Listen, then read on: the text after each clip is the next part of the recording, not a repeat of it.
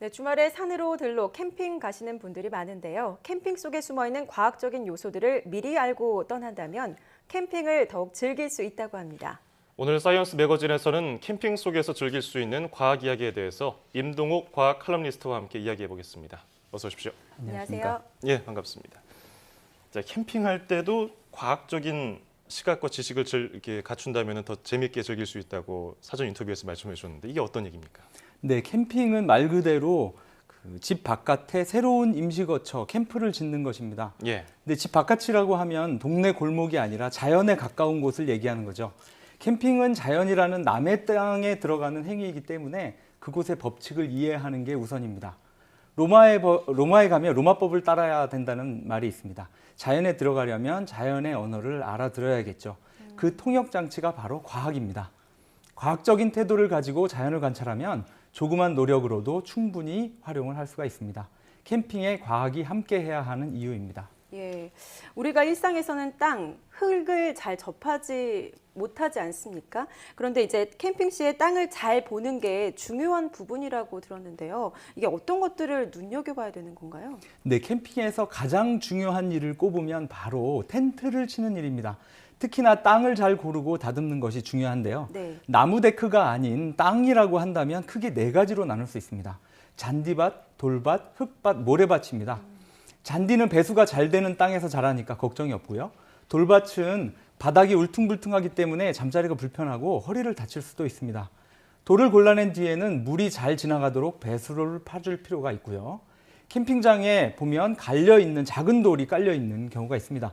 이 돌은 자연 안반을 깨서 만든 파쇄석입니다. 그런데 일부에서는 그 건물을 철거하고 나서 예. 나오는 그 조각들을 까는 경우도 있다고 하니까 아. 조심해서 살피는 것이 좋겠습니다. 예. 또 흙밭은 비가 오면 물이 차서 진흙밭으로 변하기 때문에 가능하면 피하시고요. 예. 이제 집 지을 땅, 텐트 칠 땅을 살펴봤으니까 이제 방향 같은 것도 중요하지 않을까요? 보통 집을 남향이 좋다고 하는데 텐트도 이렇게 적용이 될까요? 네, 뭐 위치나 방향이 캠핑에서 뭐가 중요하냐 이렇게 말씀하시는 분들도 계십니다. 예, 예. 그렇지만 그분들도 다음날 아침에 일어날 때 고생을 많이 하시는데요. 아하. 네, 그 해가 뜰 때 너무 햇볕을 많이 받게 되면 텐트 안이 너무 뜨거워지고 또 그리고 그늘이 심하게 지어서 햇볕이 들어오지 않는 곳에서 자면 습기가 마르지 않아서 축축해지는 경우가 많습니다. 그래서 제일 적합한 곳은 동쪽은 어느 정도 가려져 있어서 뜨는 햇살을 막아주고 아침이 지난 다음에는 습기를 제거해 줄 수 있도록 남쪽이 트여 있는 공간이 좋다고 보겠습니다.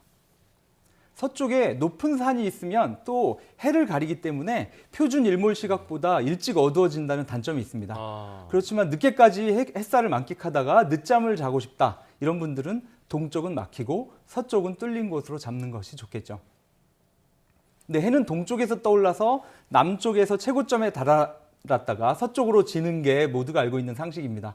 그러니까 지금이 몇 시인지 안다면 어느 쪽인지 남쪽인지도 쉽게 알 수 있습니다. 예. 시간을 정확히 모르더라도 오전인지 오후인지만 알아도 충분히 남쪽을 알아낼 수 있습니다.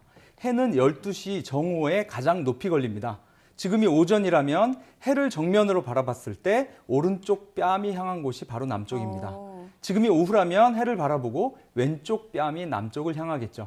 거기서 더 왼쪽이나 오른쪽으로 이동하면 그게 바로 동쪽과 서쪽과 가까워지는 방향이 되겠습니다. 네, 굉장히 쉽게 위치와 방향을 좀 알 수 있을 것 같은데요. 이런 해와 방향의 과학적 원리를 활용해서 캠핑을 즐길 수 있는 방법이 있다고 하는데 어떤 겁니까? 네, 아날로그 시계를 차고 가시는 것이 좋습니다. 이 작은 바늘을 방향을 맞추면 어느 쪽이 예. 남쪽인지 쉽게 알아낼 수가 있는데요. 시침이 태양을 향하게 시계를 돌려놓습니다. 그리고 시침의 중심점에서부터 선이 뻗어나간다고 상상을 할 때 그 선을 시침이 가리키고 있는 방향과 12시 눈금 사이에 중간 부분을 통과시키면 그곳이 바로 남쪽입니다. 예. 이게 실제로 도움이 많이 될 것 같아요. 우리가 나침반이 없어도 뭐 해로 유추는 할 수 있지만 짐작을 할 수 있지만 정확히 알기는 또 헷갈릴 수도 있으니까요. 또 이게 밤에는 우리가 별자리를 보고서 보통 찾는다고 알려져 있는데요. 어떤 방법이 있을까요? 네, 해가 없는 밤에는 별자리 중에서 큰 편에 속하는 별자리를 우선 찾으시면 됩니다. 예. 북두칠성이라고 얘기하죠. 북두칠성의 국자 끝에 두 별을 이어서 5배쯤 계속 진행을 시키면 거기에 북극성이 있습니다. 거기가 바로 북쪽입니다. 음흠. 또 달을 이용하는 방법도 있습니다. 초승달은 오른쪽 부분이 빛나는 모양으로 돼 있는데 해가 오른쪽으로 졌기 때문에 오른쪽이 빛납니다. 그러니까 초승달에 두 뾰족한 끝을 이어서 선을 땅으로 내리면 거기가 남쪽이고요. 그 초승달보다 더 커진 상현달 같은 경우에는 그보다 더 오른쪽이 남쪽이 되겠습니다. 예. 날씨가 안 좋거나 어두우면은 이런 것들 다 소용 없을지 않을까요? 네, 요즘에는 스마트폰을 다 가지고 가기 때문에 예. 배터리를 충분히 충전시키는 게 좋겠습니다. 아, 스마트폰으로도 방향을 알 수 있겠군요. 자, 캠핑의 묘미하면 또 불 피우면서 분위기 좋게 이야기도 나누고 하는 캠프파이어 아니겠습니까? 이때도 이게 물체의 특성을 잘 알고서 불을 붙여야지 될 것 같은데요. 네, 불을 붙일 때 고생하시는 분들이 있습니다. 나뭇가지를 비비거나 그렇죠. 하시면 쓰러집니다. 너무 힘들어서요.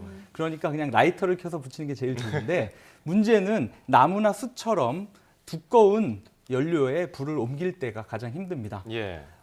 처음에 불을 붙일 때는 일반적으로 현대식 부싯돌이라고 하는 파이어 스틱을 이용하는 경우도 있습니다. 파이어 스틱은 철판과 둥근 몸체로 돼 있는데 이 둥근 몸체는 철 35%에 세륨 65%를 섞은 페로세륨이라고 하는 물질입니다. 예. 근데 세륨은 150도의 저온에서도 불이 붙기 때문에 이 탄소강 철판을 긁으면 세륨이 공기 중에 노출되고 마찰열과 닿으면서 결국엔 불이 붙겠죠. 젖은 상태에서도 불꽃을 낼 수 있어서 예. 굉장히 필수품으로 인기를 얻고 있습니다. 근데 이 나무나 숯에 불을 옮긴다 그러면 완전히 문제가 달라집니다. 불이 지속되려면 세 가지가 필요합니다. 열, 연료, 산소인데요. 이 중에서 어느 하나만 모자라도 불이 금세 꺼집니다.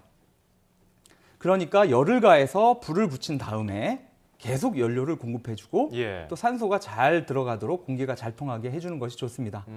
나무나 숯은 연료의 몸체가 두껍기 때문에 지속적으로 열을 가해야 제대로 불이 붙습니다. 그래서 파이어 스타터라고 하는 통을 가지고 다니는데요. 이 통 안에 나무나 숯을 적당히 넣어주고 아래쪽에 점화제나 작은 불조각을 넣어줍니다. 그러면 열이 발생하면서 공기가 위쪽으로 올라가는데 그만큼 많은 공기들이 또 아래쪽으로 들어옵니다. 불이 커질수록 공기의 흐름도 점점 빨라지기 때문에 그냥 놔두기만 해도 쉽게 불이 붙습니다. 캠핑장에 지참하시는 걸 추천합니다. 그렇군요. 별 보는 것도 또 하나의 즐거움인데요. 별빛 요즘같이 이제 가을철 캠핑을 즐기면서 별자리를 관찰하는 방법이 있다면 어떤 것들 소개해 주실 수 있을까요? 네, 계절에 따라서 보이는 별자리의 종류가 달라지는데요. 네. 여름과 겨울에는 별이 눈에 띄는 별들이 많습니다. 그런데 가을에는 별이 잘 안 보이기 때문에 아무래도 관측에 좀 어려운 점이 있긴 합니다. 그래도 기준을 잡을 만한 별이 있습니다. 바로 대사각형이라고 하는 별자리입니다. 이 별자리는 페가수스 자리의 몸통인데요. 페가수스는 고대 그리스 시대에 하늘을 날아다니던 말의 전설에서 따왔습니다. 그 몸통 부분에 별 3개를 연결하고 바로 옆에 안드로메다 자리 별 1개까지 포함시키면 4개가 되기 때문에 커다란 사각형을 만들 수 있습니다. 이걸 기준으로 그 주변을 살펴보면 바로 아래에 물고기 자리가 보입니다. 실제로는 동서로 길기 때문에 시선을 넓게 가지셔야 보입니다. 대사각형에서 물고기 자리에 반대편으로 시선을 옮기시면 약간 동쪽으로 W 모양이 보이는데 다들 잘 알고 계시는 카시오페이아 자리입니다.